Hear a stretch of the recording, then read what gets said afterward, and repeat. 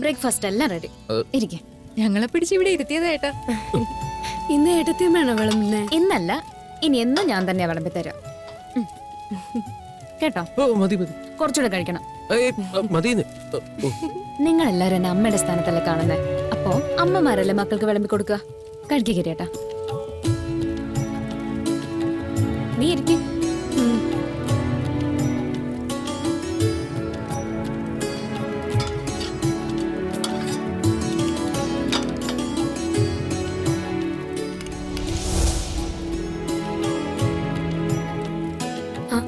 അത് പറ്റില്ല, ഇതോട് കഴിക്കാം.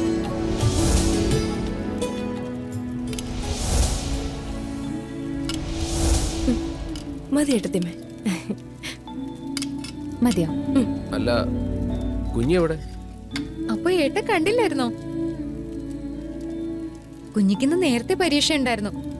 അവളെ രാവിലെ എഴുന്നേപ്പിച്ച് ഒരുക്കി ഭക്ഷണം കഴിപ്പിച്ച് പരീക്ഷയ്ക്ക് പറഞ്ഞുകൊടുത്ത് വാട്ടർ ബോട്ടിലും ഉച്ചയ്ക്കുള്ള ചോറും കറികളും ഒക്കെ കൊടുത്ത് സ്കൂളിലേക്ക് ഒരു അമ്മക്കുട്ടി പറഞ്ഞയച്ചു.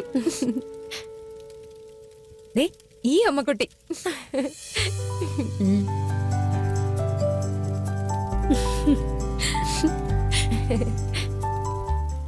ഇനി ഏട്ടത്തിയമ്മ ഇരിക്കേ.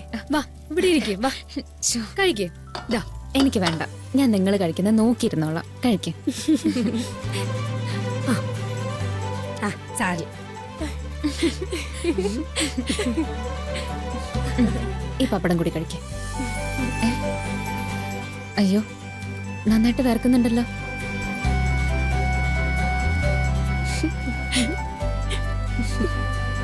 മര്യാദയ്ക്ക് സമയത്തിന് ഭക്ഷണമൊക്കെ കഴിക്കാത്തതിന്റെ ആയിരിക്കും. കഴിക്കേ.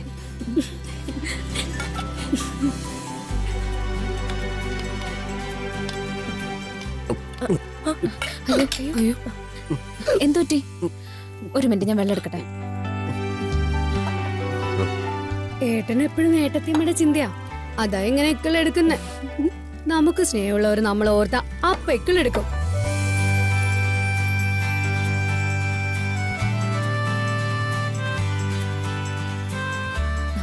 ഏയ്, അതുകൊണ്ടൊന്നല്ല ഇക്കളെടുക്കുന്നേ. ഗിരേട്ടൻ വെള്ളം കുടിക്കേ.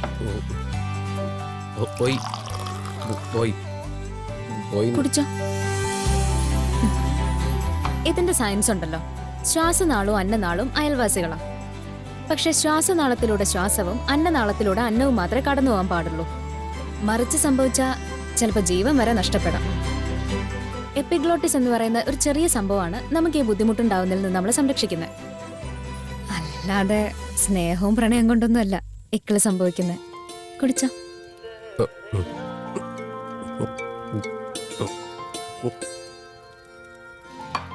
ഓ, ഒരു ഡോക്ടറെ സ്വന്തമായിട്ട് കിട്ടിയതില് എന്തൊക്കെ ഗുണങ്ങളാ അല്ലേ ഏട്ടാ?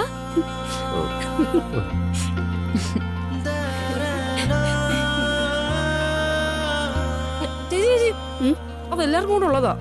3 എണ്ണം ഓൾറെഡി പ്ലേറ്റ് ഇരിക്കില്ലേ, പിന്നെ എന്തിനാ ചേച്ചി?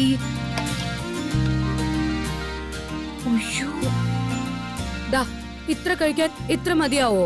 പോരല്ലോ.